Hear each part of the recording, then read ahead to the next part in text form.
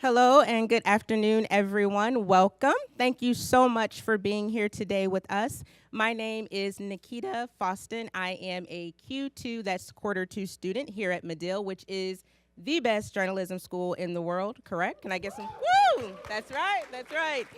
Thank you so much for being a part of what is undoubtedly going to be a lively discussion on college sports, what's right, what's wrong, and what does the future look like. Now, before we get to all of that, before we get to those pressing questions that we have about the NCAA, the BCS, and what does the future hold for Johnny Manziel? We all want to know that.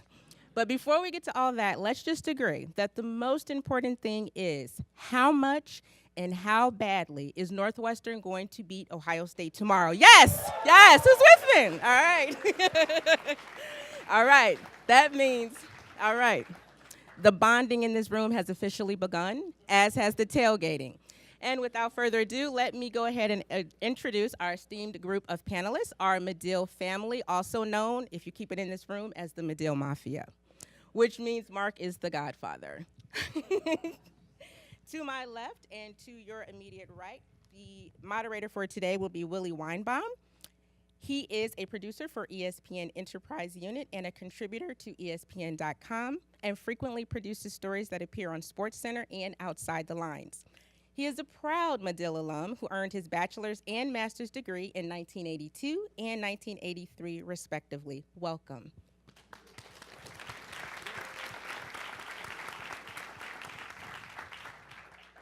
Moving on down the line, we have J.A. Adande, who is a senior writer for ESPN.com and a frequent panelist on ESPN's Around the Horn.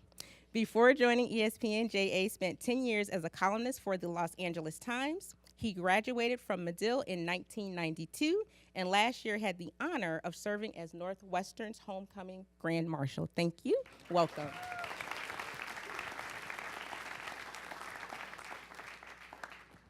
Next, we have Christine Brennan. She is a national sports columnist for USA Today and is also a commentator for ABC News, CNN, PBS, and NPR. She is the author of 7 books, including Inside Edge, which was named one of the top 100 books of all time by Sports Illustrated. Christine received her bachelor's degree from Medill in 1980 and her master's degree the following year.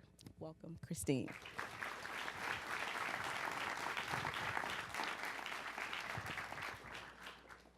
Next, we have LZ Granderson, who is a senior writer and columnist for ESPN The Magazine and ESPN.com, and also writes a weekly column for CNN.com. He appears weekly on CNN Newsroom, and as if he had more time, he also does a CNN video blog and podcast. Although he is not a Medill grad, we still include him in our mafia, because he is currently an adjunct lecturer and teaching an undergraduate sports journalism class here at Medill. Welcome.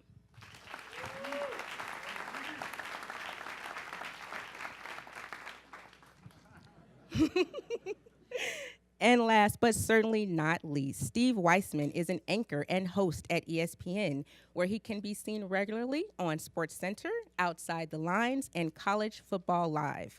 Steve also is a prominent member of ESPN's interactive tennis coverage team. He received his bachelor's degree from Medill in 2001. How about a big round of applause for the Mafia? Nobody does it better.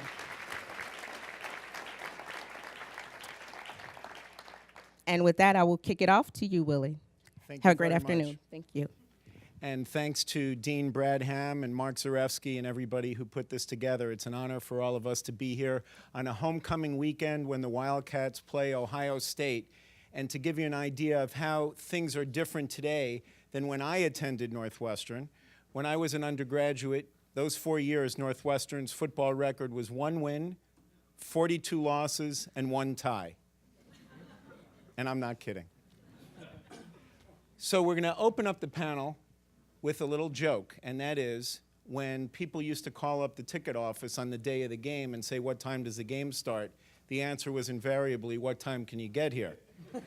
That's not the way things are today. A packed Ryan Field, which used to be known as Dyke Stadium, is expected. It's a sold-out crowd, tailgate parties, national attention, My employer, ESPN, has an army of people here. The focus of the nation is on a Northwestern Ohio State game. And we're going to begin the discussion with, what do you folks think this attention means to Northwestern? And we'll start with J.A. Well, it helps put the university on a national stage, and I think it's not so much what the attention means, but what does it do for Northwestern, and the spirit that I've seen and the energy on campus is unlike I've ever seen it here since I first got here as a prospective student in 1987, I think it was. So I see that. It was interesting because, I know the title is What's Good and What's Bad, and I kind of sense both because it was so exciting to walk around and to see game day and all the auxiliary stuff that they have and all the sponsored. So you see all the Home Depot sponsorship and the Coca-Cola Zero, and knowing what a valuable commodity game day is for us at ESPN. And you see how big this is, how much money is poured in, the branding opportunities, what it means for Northwestern. And again, it keeps coming back to, but what about the particulars involved? The players that are going to be out there on the field putting themselves at risk, and how much of this and all the goodwill that they're generating, all the excitement, this comes from them. This comes from their success, all the hard work that they put in, and how much do they get to benefit. So as excited as I am seeing all of this and seeing the power of sports to really unify campus in ways that no other aspect of it, the journalism school is great to, see people on TV that went to Northwestern, or, you see panels, or you see, groundbreaking journalism projects, but 50,000 people aren't going to pay to watch that as they will for the football team on Saturday. So it gives me that mixed emotion and kind of the premise of this whole panel, and I think it's kind of exemplified, and it's very easy to overlook and to forget about, the people who are directly responsible for all this excitement on campus, and what is their compensation, and what direct benefits do they see from it? I certainly agree that I don't remember anything quite like this on campus, and Willie and I overlapped for 2 years, and those were the years where we would chant Rose Bowl if we got a first down against Ohio State. And we're not kidding. I mean, it would be 28-0 in the second quarter, and we'd get a first down, and we would start chanting Rose Bowl. And those you all heard from your parents or maybe your grandparents about the chant, that's all right, that's okay, you're going to work for us someday, our SATs are higher, all that kind of stuff. By the way, feel free to chant all of that at the Buckeyes tomorrow. No, I didn't. I'm from Ohio. I didn't say it. No. But Willie, I think the question, and Jay, absolutely, it's a great question, and we're on the verge of something pretty amazing on this campus, I think in so many ways. I'm honored to be on the Board of Trustees, and this construction, President Shapiro, our Dean Ham, with the athletic department in general, what Jim Phillips is doing, obviously lacrosse, 7 national titles in the last 9 years for Northwestern lacrosse, of course, NCAA titles. I can't believe I just uttered that sentence. We're winners. We're winners. We've always been winners in academics and life. I mean, I think this is already a mutual admiration society. There's going to be so much bias here. Let's just say it. But I mean, this is one of the great universities in the country. It has been. It will always be. I don't think there's any doubt about that. But I think for so long, when we were in school, there was that sense of halftime you'd go to the library.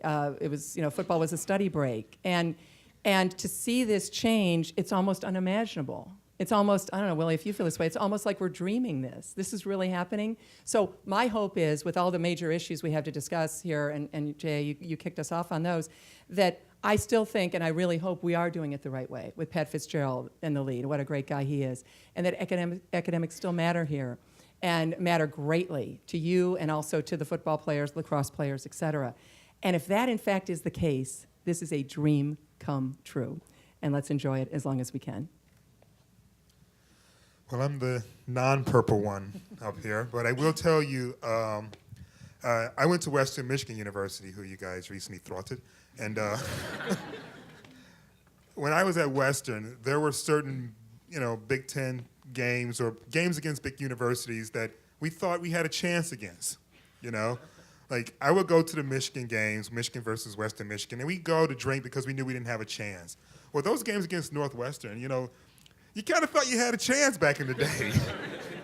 And this past, when the team came, they were like, oh, are you going to go? Your alma mater is going to hurt. And I was like, nah, we don't have a chance. And it was kind of weird to go, God, we don't have a chance against Northwestern, which either means Western has gotten really bad or Northwestern's gotten extremely good. And obviously it's the latter. And the only drawback that I can really see besides what's already been mentioned on stage is that I've always admired Coach Fitz from a distance. And as soon as Lane Kiffin was escorted out, well, not even escorted, they didn't bother driving him, his name popped up, right?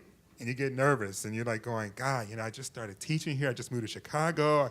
I kind of want to see like a winning football team nearby. And all this attention, and if they beat the crap out of Ohio State, they're really going to come after Fitz. And that's the one thing that kind of crossed my mind that could be bad for you guys, but good for another team out west. So other than what's already been said, those are the thoughts that initially crossed my mind when I think about this weekend and all the energy and excitement that I've seen thus far. Western does have a chance, and you guys might lose Fitz. I don't think we're losing Fitz, guys. Right? He should. Oh, lukewarm. It's all like, okay. Whether we win, winning this game is a good thing for the university either way. But I feel like Northwestern has such a name that we all cherish and really believe in, but the rest of the country, a lot of people don't know about Northwestern, which is shocking because of all the great things that we do academically. But I live in Connecticut. When I tell people I go to Northwestern or went to Northwestern, some people are like, Northeastern? No, it's completely different and much better. I mean, I don't know what they're doing there, but they're not of our ilk. And then people in the South think about Northwest Louisiana, and it just doesn't have that national cachet. And so whether it's recruiting guys in Texas, and people are going to be watching game day no matter what. I mean, it's such a big entity that everybody in the country is going to have their eyes on Evanston and on Northwestern. And the fact that we're playing Ohio State takes it to another level because everyone knows the Buckeyes. So at that point, you have all the attention and all those fans, and plus the rest of the world looking at this institution and seeing everything else that we have to offer. Because, it was always a good school, but having a football program at this level really takes everything else to another level, and that more money comes in and more opportunities for not only athletes but also students in general. So I believe having game day here and having this excitement, which by the way, I mean, when I was a senior, we were co-Big Ten champs, and there were some amazing games, and we beat Michigan 54-51, and that was insane. And we go to Camp Randall, and we beat the Badgers there, and ended up getting crushed in the Alamo Bowl. But things were like this, but it wasn't to this extent. And I feel like the Rose Bowl in '95 brought people like me to know about Northwestern. And this is another really catalyst that will take the next generation of high school students to know what Northwestern is about and to come here for all the glory that it really provides. In addition to success in football of late, the Northwestern quarterback was one of a few players who made a visual demonstration of solidarity with other college athletes. And there are some issues on the table, and that's not the only thing. There have been cases that are in the public eye, the Ed O'Bannon case, the EA Sports case. This is a time of tumult in the world of college sports. Right now, I'd like each of you to address what you think the best thing is and the worst thing is about college sports. Let's start with Steve. I think the best thing about college sports is easy. I mean, we're all here today because of it. College sports bring people together. It serves as a linchpin for relationships to continue past your university days. I mean, look around you. I mean, you're going to be seeing these people 10 years from now at hopefully a national championship game or a Rose Bowl or another game day or something like that. So college sports in general really bring people together unlike any other. I grew up in D.C., so I'm a big Redskins fan, but Northwestern has taken the place. It's number one on my list of all favorite teams, and that's just not football. I mean, it's lacrosse. I mean, I'm a huge lacrosse fan. I wore the hat today with the 7 stars on it, and I think that everything Northwestern does and college sports-wise brings the entire community together. So college sports just makes for an environment that fosters great things. There's a lot wrong with college sports, but the worst thing, I mean, I think at this point right now that there's a big situation with the NCAA, and what we're going to do when it comes to, as Jay pointed out earlier, athletes not getting compensated for what they're providing. I mean, there's a ton of money in this venue right now, and the people that are really participating in it and where's a game without an athlete? It doesn't happen, and yet there are scholarships and there are certainly benefits that athletes are getting, but I think it's a big problem that is going to be solved sooner than later, and there's going to be sweeping changes.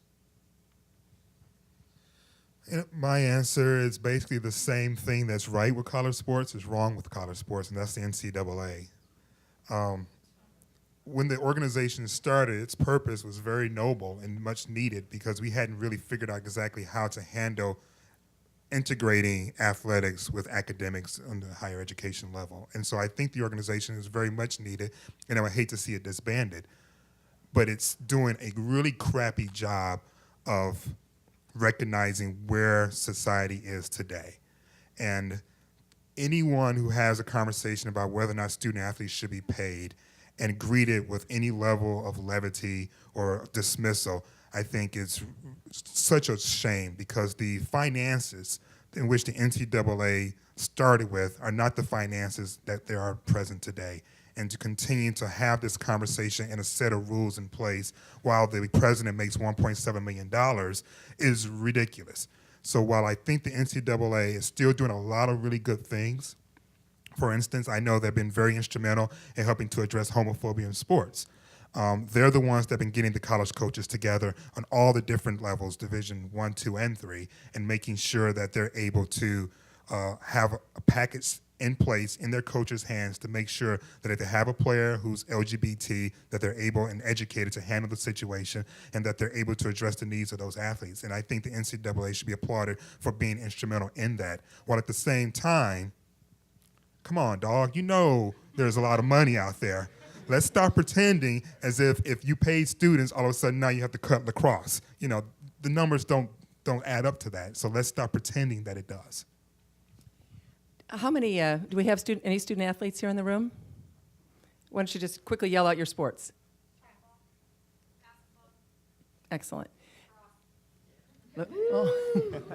We've heard about you, and the others as well. The best thing about college sports is you. I mean, here we are in the media, and I've certainly written my share of columns about the problems, and you and I have been on enough shows, and we've all talked about all this. And by nature, as you know, as I'm sure most of you are Medill students, maybe all of you, news by definition is something that's different, right? It's not the norm. Often that can be something bad. And so the fact that we talk and write about bad things, that is exactly what news often is. It's unfortunate, but it's true. And so we have focused so much on the bad in college sports, and there's a lot there, especially in college football. Oklahoma State story, USC, on and on. You guys know, you've heard it all. The good is, and my answer of what's good, is everything else, which is way more than 90%. So like anything else, a few bad apples, maybe more than a few bad apples, I'm not a Pollyanna about where college sports are, get all the attention, and most student athletes are doing it exactly right. You're studying, you're representing your school, in this case, of course, Northwestern, beautifully. You're going to graduate on time, and you will represent this community for the next 50 or 60 years.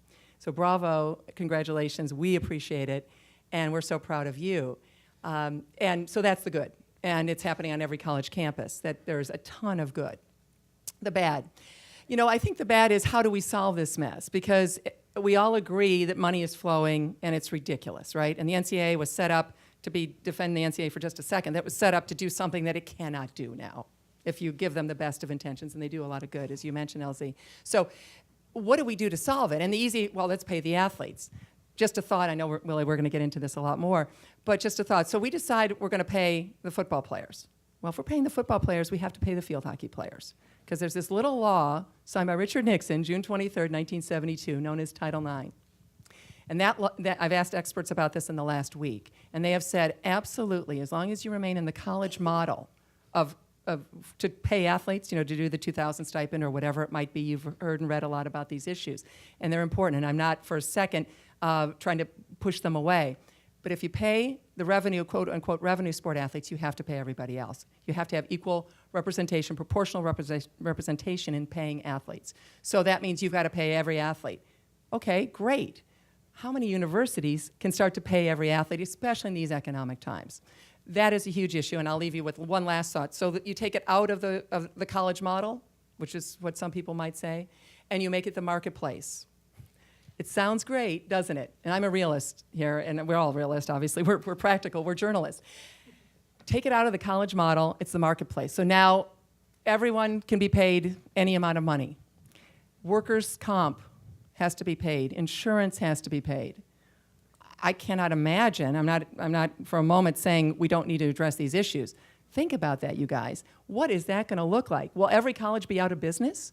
Will we just have adjunct teams like Michigan and Northwestern, Ohio State, all of them? We'll have a football team that's just playing in the stadium and they're not going to class, and maybe that's where we're headed.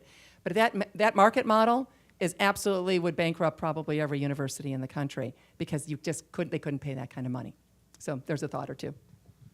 Well, I differentiate between, I think you were talking about the great aspects of college athletics. And when Willie initially asked that question, what's good about the NCAA, I was having a hard time thinking anything. I didn't even know what LZ brought up in terms of, combating homophobia in sports. I wasn't aware of that program or their efforts at all, and the NCAA is doing a terrible job. I think they're so defensive that they're doing a terrible job of actually pointing out what good they do, because I really can't think of one. And I've wanted to do this. I've wanted to go through the NCAA bylaws and see how many of these rules do you think actually benefit student athletes. How many are actually put in for their protection or for their safety or to help their enjoyment of the process. It just seems like everything is, limiting them and inhibiting them from A, capitalizing, or B, just living like a normal student. So I have a hard time coming up with what you can say that the NCAA is doing right and that's why I think it's under fire from conference commissioners. I think it's going to lose. I don't know if we're going to get into this EA Sports lawsuit, the EA Sports lawsuit brought by Ed O'Bannon. The fact that EA bailed out of that and now left the NCAA on their own, they settled for about $40 million. It's pretty indicative of which way that lawsuit is going. And one thing I learned about the NCAA, I've covered a couple of their national conventions. I think one thing we're guilty of, we think of the NCAA as this, evil conglomerate. And if you think about it, the NCAA is made up of all the member institutions. So Northwestern and Wisconsin and Purdue, that is the NCAA. It's not just this, group of people over here. Every university has an opportunity to put its input and to vote all these laws into effect. And as someone once told me at a convention, all these laws exist because the schools don't trust each other. If they believe that everyone could police themselves and would go about things the right way, you wouldn't have to enforce all these policies. So it's basically the inability. The NCAA is a failure in a lot of ways of the adults. And in that process, they are failing the students because they don't trust each other. It's their inability to believe that, left of their own devices, that everyone will behave correctly. That's why there are all these, ridiculous rules, and that, one of the student athletes that raised their hand, I couldn't give them a drink. If I couldn't separate them from the rest of the room and say, congratulations on all your lacrosse, here's a bottle of water, that would be an NCAA violation. So it just shows you how absurd it is. Why? Because the schools, the grown-ups, don't trust each other, and the kids have to pay a price. And there is not unanimity on the issue of giving more to the athletes themselves. Many people think, well, a Northwestern education is worth $250,000, roughly, and that's the reward for representing the school on the playing field. Jim Boeheim, the coach of Syracuse, said this week that the idea of giving money to the players, paying the players, is idiotic. On the other hand, Kareem Abdul-Jabbar was on TV on ESPN the other night and said what's happening now is blatant exploitation. LZ, what do you see as a way to bridge this gap that Chris touched on, where football might produce revenue, men's basketball might produce revenue, many other sports don't produce any revenue, they're supported by the others. What do you see as a way of tackling more benefits for the athletes but equality?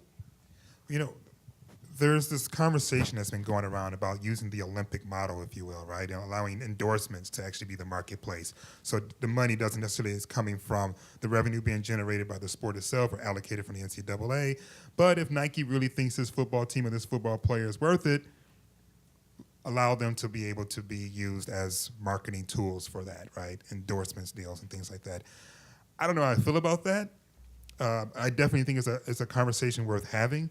I joked with a student as we talked about this yesterday, was that, well, does that mean all of a sudden now we're going to start seeing representatives from, I don't know, Adidas on the board of universities, aggressively kind of pushing their agenda through now because now they're able to do endorsement deals. And what does that mean? Now you're going to have an Adidas building on campus as opposed to... They do that already? Yeah, right. I mean, the coaches are already getting money, and, Right. and Adidas has, there's different shoe companies that have entire school endorsements, so Right. that's already taking place. But what I can't accept is this notion that because it's too big to tackle, then we should just leave it alone. What I can't accept is that if you take the NCAA and you take student athletes and you take what's been going on with money, right, and you look at how much money has been pumped into the NCAA, into college sports over the last 30 to 40 years, me, using my political brain, can't help but notice there's a parallel between what's happening on college campuses and what's happening in the larger industry in this country, which is wages have been stagnant the last 30 to 40 years, but profits continue to soar, and there's this ongoing conversation about, well, what's fair? We've had this conversation during presidential debates. We're having this conversation now. How can we continue to see profits soar for large corporations and the few, while those who are the backbone of those profits continue to get significantly less? So I can't accept this notion of it's too big, we can't do anything. And I'm more apt to go with this Olympic model and see how that plays out. And then if it falls to pieces, bring it back in, versus saying, well, if we paid everyone, schools would go bankrupt, so we're not going to pay anyone and continue to let the status quo exist. I have a question about the Olympic model, though, and having covered a lot of Olympics, I'm well aware that they were paying athletes. Well, you remember this back in the 80s. There was a under the table for track and field stars, and then there were trust funds, and finally they gave up, and they just get they get paid. And so the word amateur, we should take that and throw it out the window, which is also good because it means that someone like Jackie Joyner Kersey and Carl Lewis can compete for many Olympics and grace us with their presence year after year versus doing one Olympics and then having to get jobs somewhere else. So that's the beauty of not having that amateur model. So I'm all in favor of that for the Olympics. The problem is, so you sell the autographs, Johnny Manziel right away and make all the money you want, right? Well, how quickly does that get corrupted? And how quickly does a booster at Texas A&M say, hey, let's not pay Johnny Manziel $1,000 for his each signature, let's pay him $10,000. And pretty soon Johnny Manziel is getting $2 or $3 million. And LSU You so bad about that? Well, except what concerns me is how do you police this? And maybe you don't. Maybe it becomes the Wild West. And I, as I said, I am a realist. I understand we got real problems here. But to start to look at this, is that what we want? Do we want then LSU saying to a kid, we're going to pay you $5,000 for each autograph, and Alabama, no, we're going to pay you $7,500 for each autograph. I guess I'm in the be careful what you wish for category. Well, here's the thing, right? Is there anything that anyone can think of? I'm sorry. Is there anything that anyone can think of that isn't at risk of being corrupted, or doesn't currently have some elements of corruption in it? If you look at something like United Way, for instance, and the ongoing conversation about how much money is being sent up to leadership and paperwork versus actually getting in the hands of the people. It started very noble, but ended up getting somewhat corrupted. Nonetheless, we think we pretty much still have a positive view of the United Way. There is nothing that I can think of, and correct, maybe maybe I'm missing something, that isn't at risk of corruption or doesn't have elements of corruption already present. Go ahead, Steve. I would say that's already happening now. I mean, under the table, and it's not out in public view. I mean, and back to the point about everybody being worth the same and equal and fair. Life isn't fair, and Johnny Manziel is just worth a ton more to Texas A&M than somebody on the field hockey team there. Just like a women's basketball player at Tennessee is worth a ton more to that school than a men's tennis player there. And so I don't think you can ever have somebody getting equal pay because it's just not what's being brought into that institution. So overall, I like the model where you can sell yourself. I mean, this is a capitalist society where you really do that, and if you want to succeed, you kind of make that on your own. And so I don't know if it's just selling autographs or what it would be in that instance, having Adidas, Under Armour sponsors. But that's what's going to happen at the next level. And a lot of these players, I don't know how good Johnny Manziel, just to focus on him, is going to be in the NFL. This is his time to take advantage of the spotlight and to really market himself and make money. And I'm not saying use Texas A&M, but if he wants to sell Johnny football T-shirts, I think he should be able to do that because, for the next year, that's what he's going to be. He's the Heisman Trophy winner. Take advantage of your opportunity now. I don't know. You see the Tim Tebow situation where he was amazing in college and won a Heisman and all these national titles, and now he's not in the NFL anymore. That was his time to make all that money. So I think college athletes should be able to take advantage of that. How they do it, is a discussion to be had. My thing is, when people say, well, we're creating equity, like it's balanced now, like Western Michigan is competing on a level playing field with Alabama. So how many non-SEC schools have won BCS national championships the last 7 years? All the winners are coming from one conference as it is. So this notion that if we allow people to capitalize on their marketability, that it create this imbalance. We already have imbalance, and it's going to continue to be imbalanced under the current system. So that's the least of my concerns. I'd at least like to see people get the opportunity to be compensated fairly. And two things will, I think, keep things in place. The scholarship limits and eligibility restrictions, right? If you only have 4 years, do you want to go, will it allow you to market yourself completely if you go behind, if you go to Texas A&M this year knowing Johnny Manziel is coming back, well, that's going to diminish your opportunities, right? If you're a hot quarterback, I'm going to go somewhere else, right? So it's going to be a de facto salary cap and will create distribution simply because if your goal is marketing or if that's one of the aspects you're taking into consideration, you have to think about how many opportunities will I have to play to get the attention, who's going to get the attention at this place. So if there's stars already existing in one school, in some ways it'll help spread it out because people are going to want to go elsewhere so they can market themselves. Chris, Mark Emmert, the head of the NCAA himself, has talked about the possibility of stipends, talking about maybe $2,000 per athlete. What are your thoughts on the possibilities of that, and why hasn't it gone anyplace? As you know, they actually had that going, and in fact, some schools even put it in place and gave out some scholarships back in 2011 with that as the idea that you would get this $2,000 stipend. And it was 98 men and 47 women, which, of course, only with the NCAA can 47 equal 98. That was 98 was all the football players and men's basketball.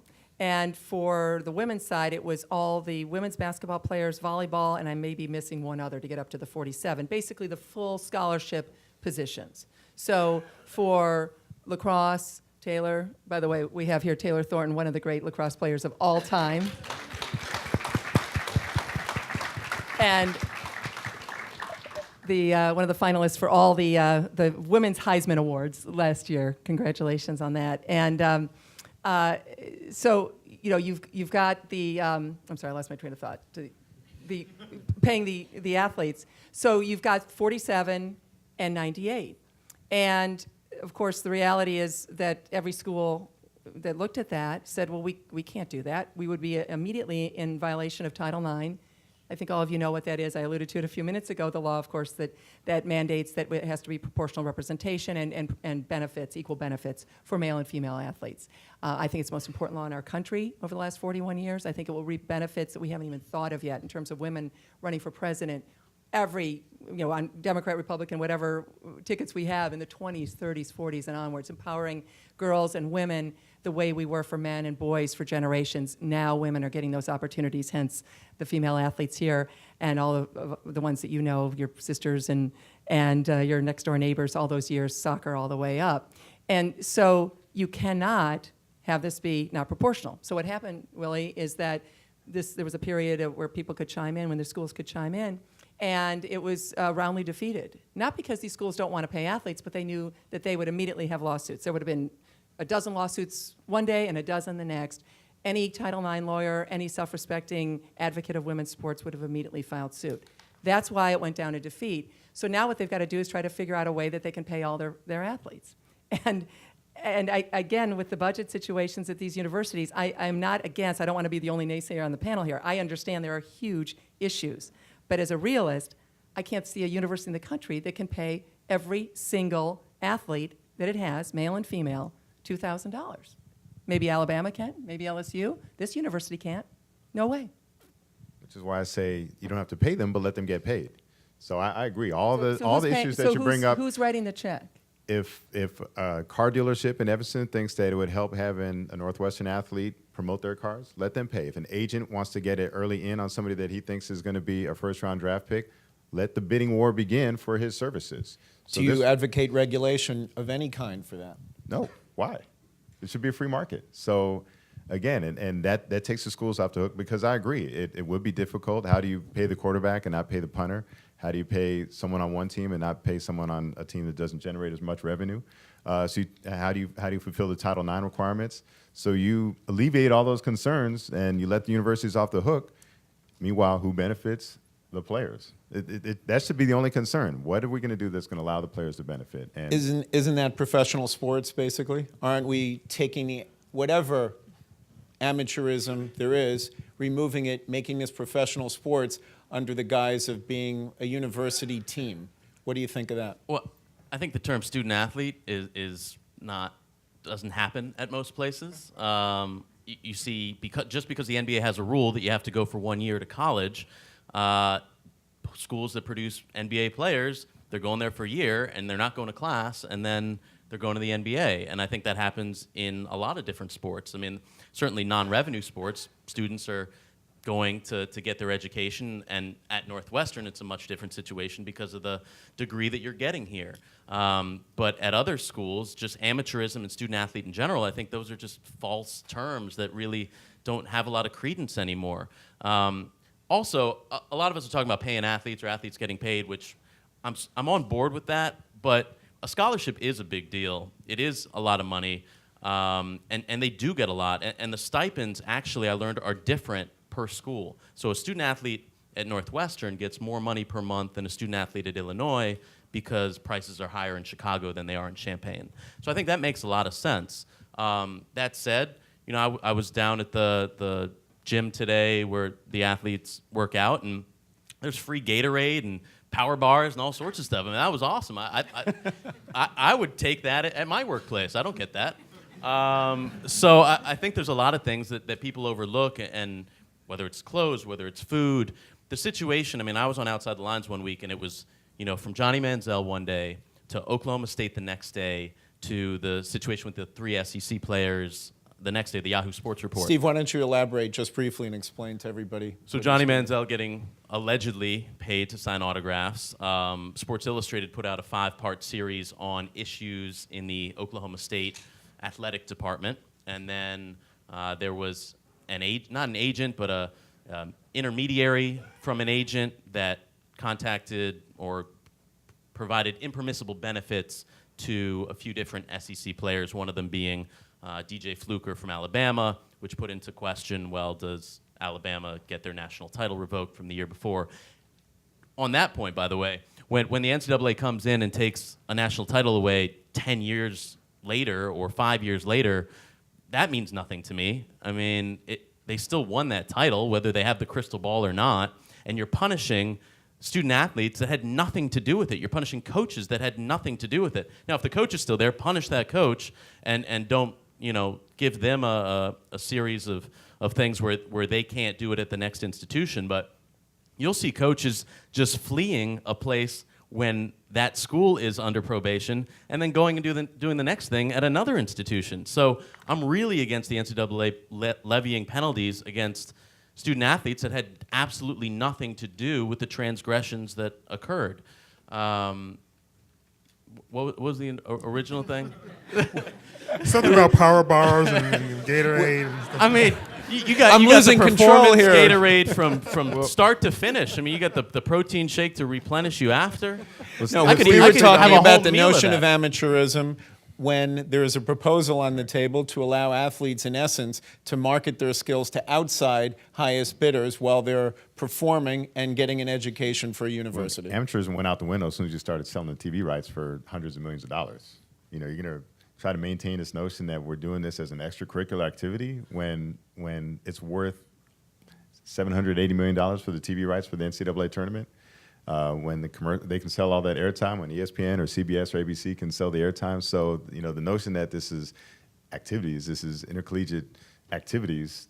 No, I'm sorry. It's professional sports. There's so much money to be made. And why would it be such a bad thing if the players were to get a share, whatever share that is, of the money that's out there? Because clearly there's a market for their services. And Willie, go ahead, sorry. Oh, okay. I was going to follow up when you were talking about the value of a college education, a college scholarship. And it, let's say here it's 50,000.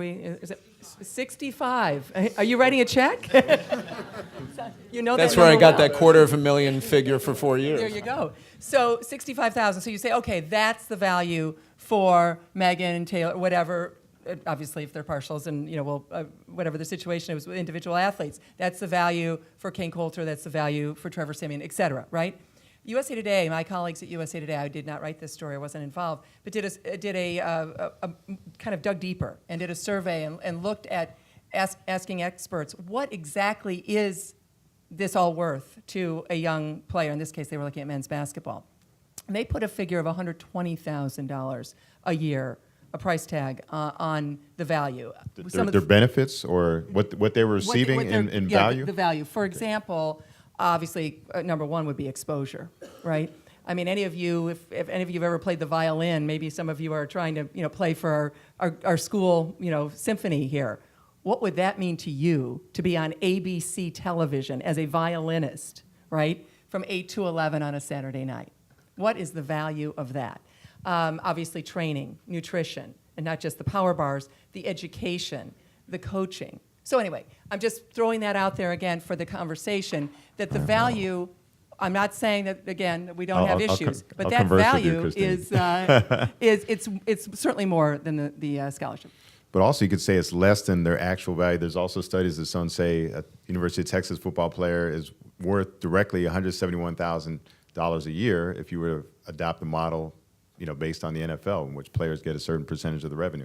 So if you divide that by each player, they'd each be worth $171,000 in real dollars, not the perceived value. A lot of this perceived. Okay, the perceived value of a college diploma and what that projects out. The difference that you'll make. First of all, you're not receiving a diploma. You're receiving the opportunity to go to class. So, in what other field is the payoff for your work, the opportunity to do more work? Because it's not like you get an education. No, you have to work for an education. That's in addition to the work that you're doing on the field.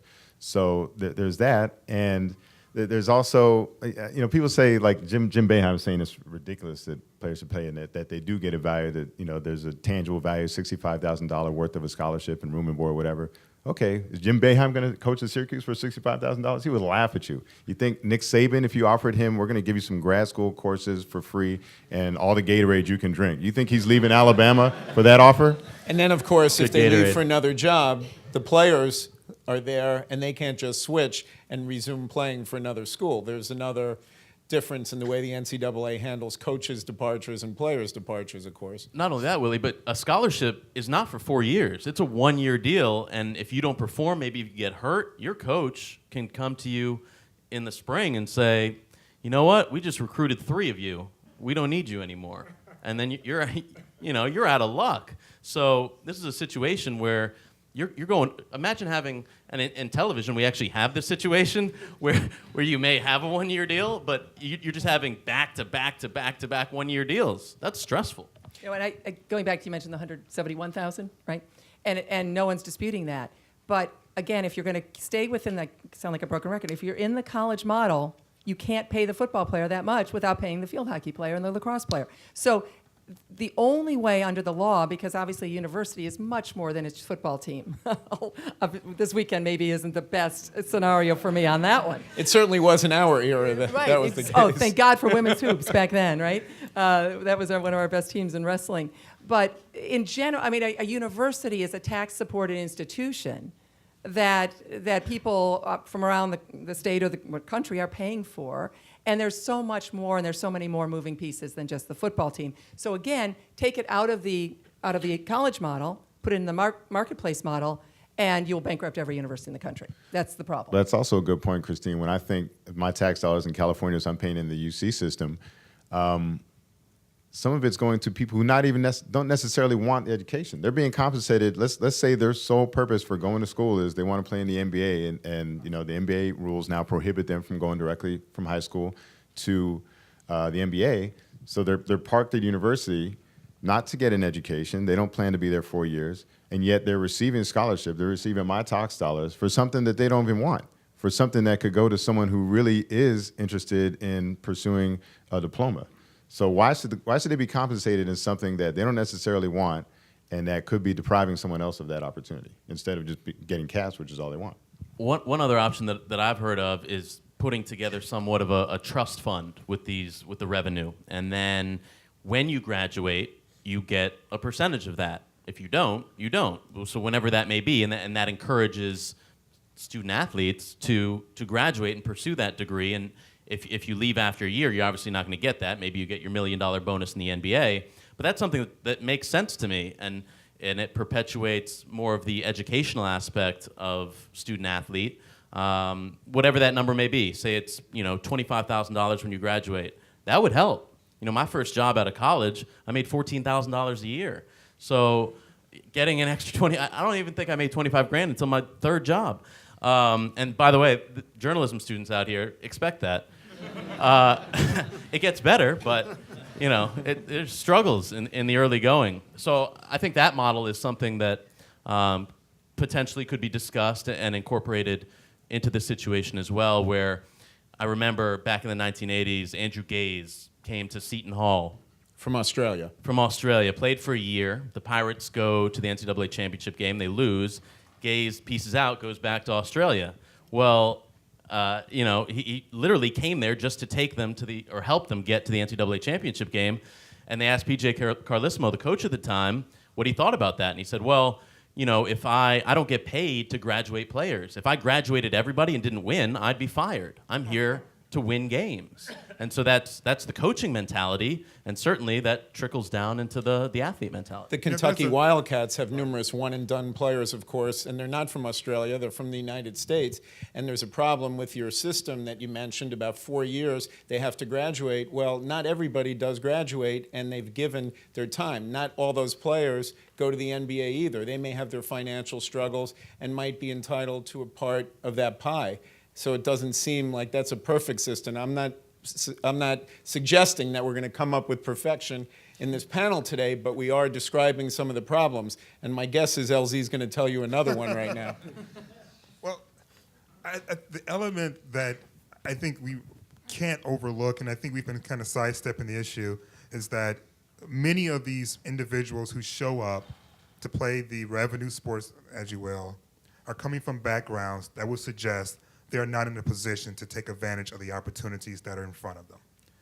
Many of these individuals happen to be minorities that are coming from poor neighborhoods that arrive already broken.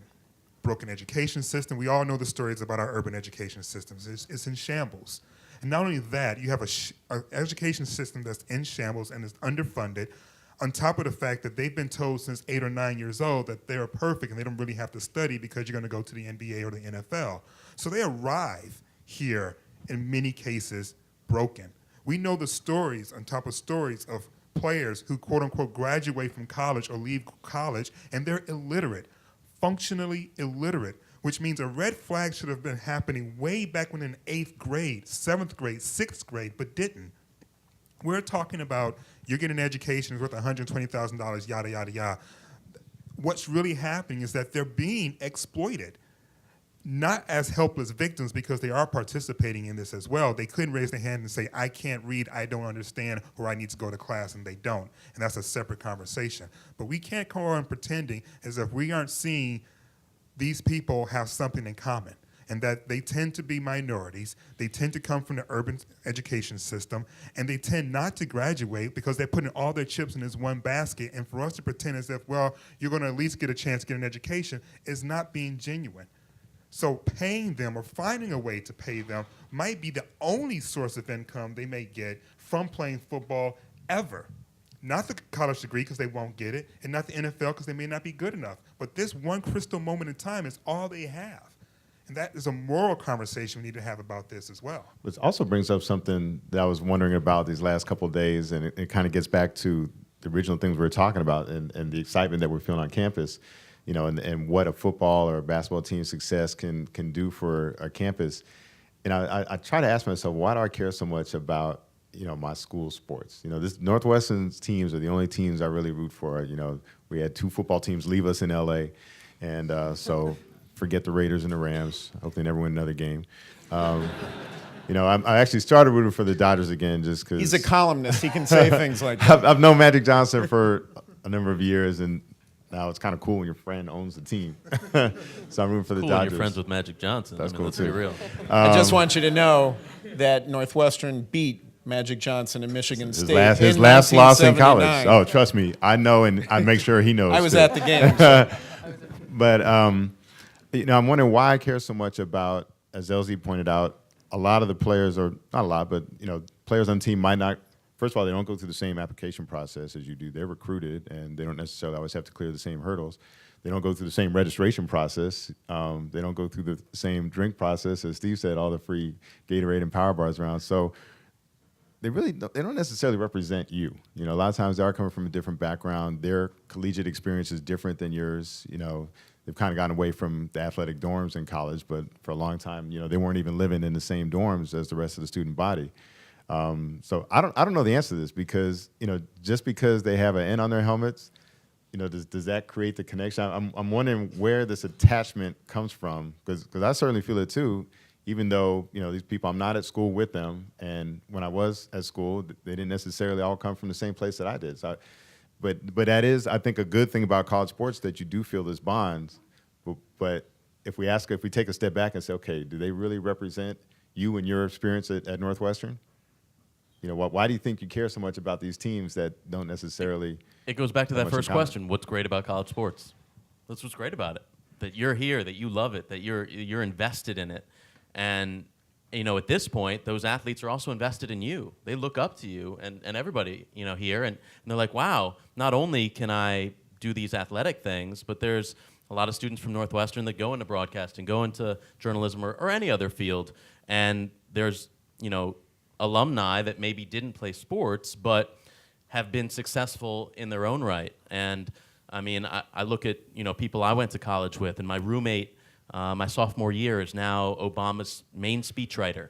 And, another one of my, pledge brothers was Luke Donald, who, came to be the #1 golfer in the world.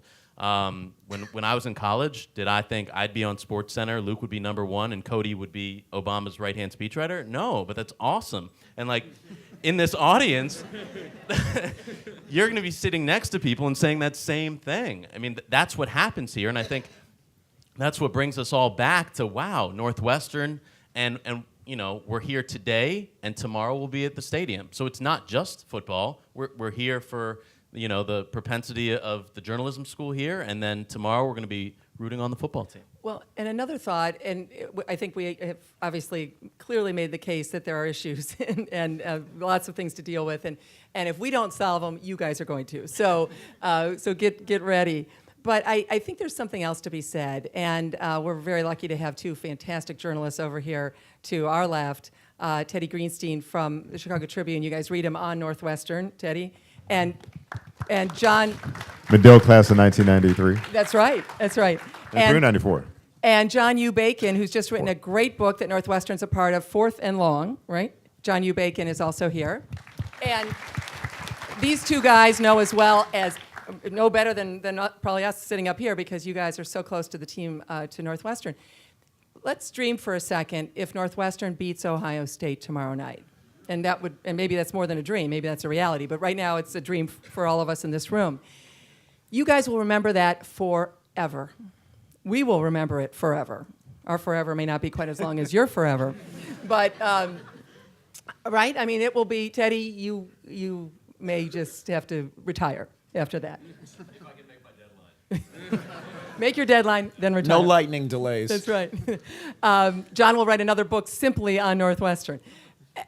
So we're talking haves and have-nots, right? We're talking unfairness. We're talking it's bad, and it is. There's a lot of problems.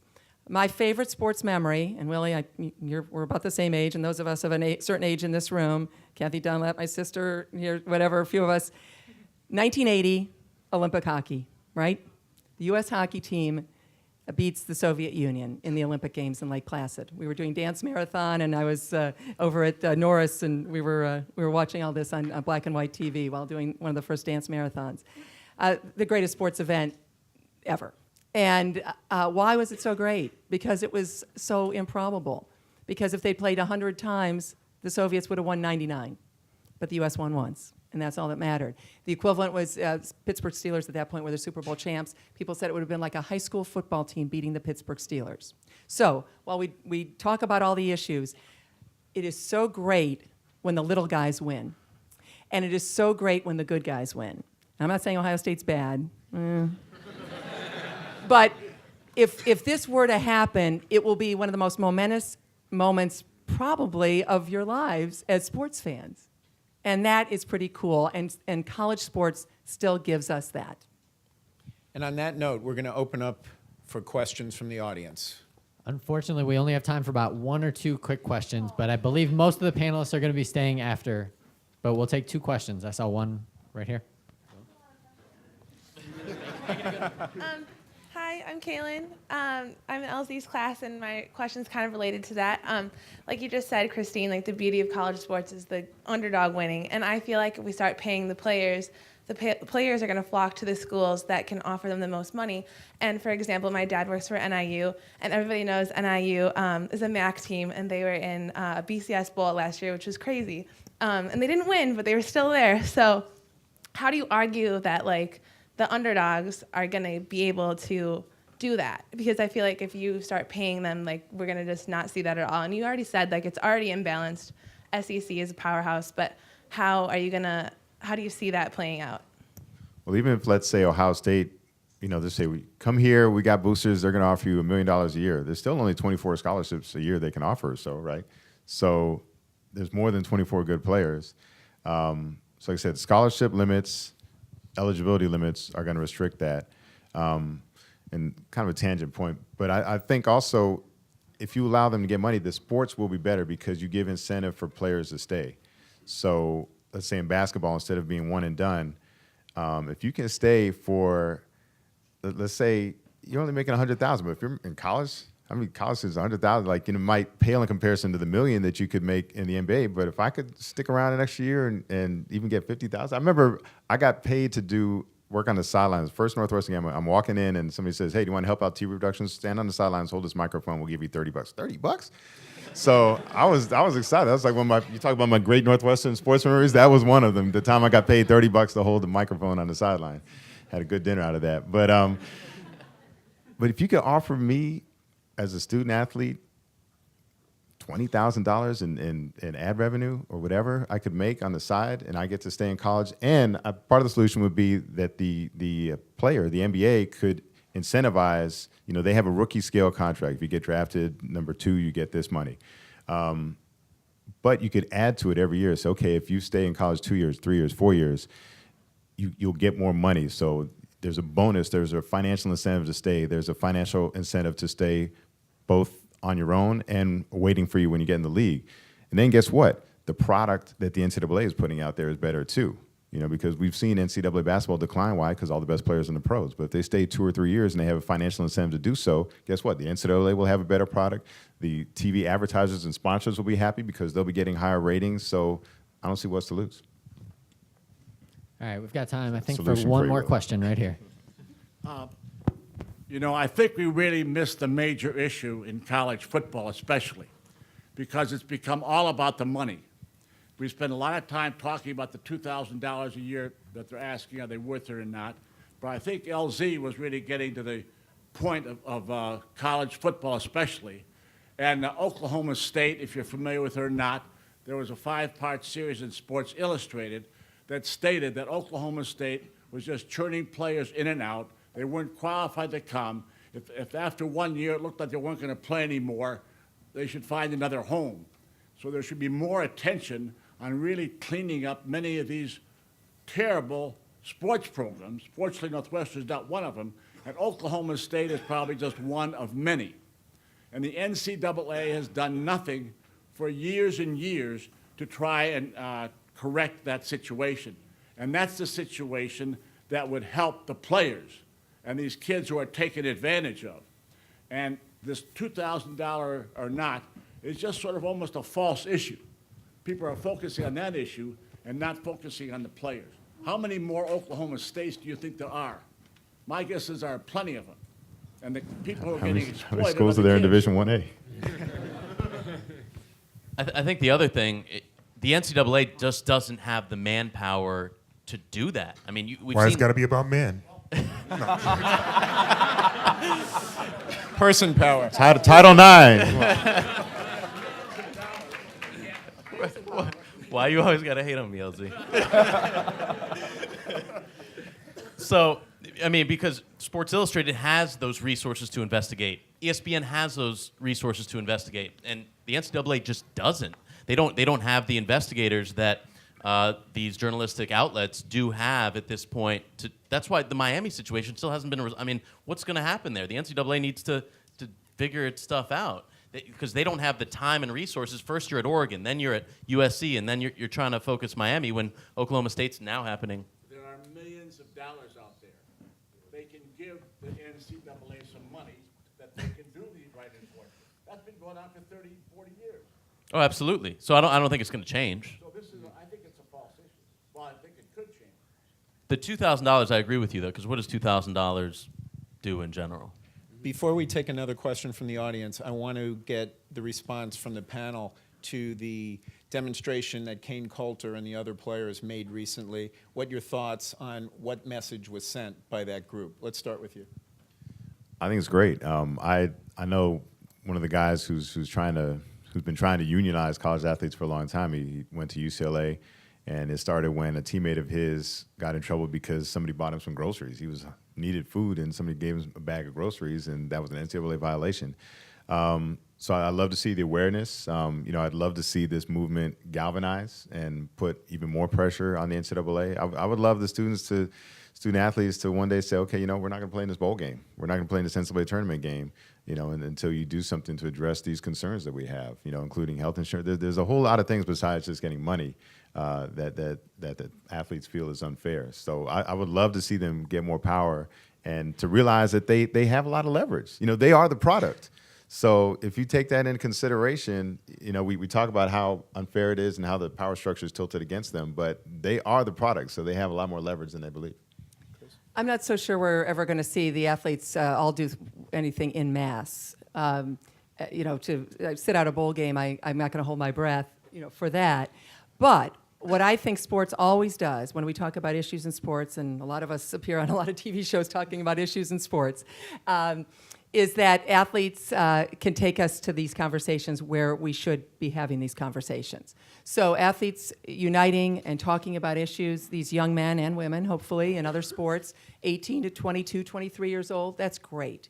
And if sports takes us to another conversation, in this case college sports, where do we go from here with athletes, their opportunities, their rights?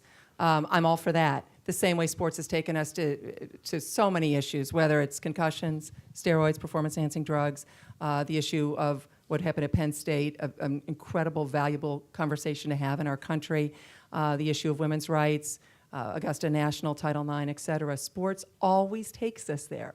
The sports world takes us to these amazing conversations. So here's another one, and it's kind of headquartered right here with Kane Coulter and what he had on his arm, and that's great. I'm not so sure it's going to lead to boycotts or a union. I just find that a little hard to believe it's all realistically, but the conversation is a great one to have.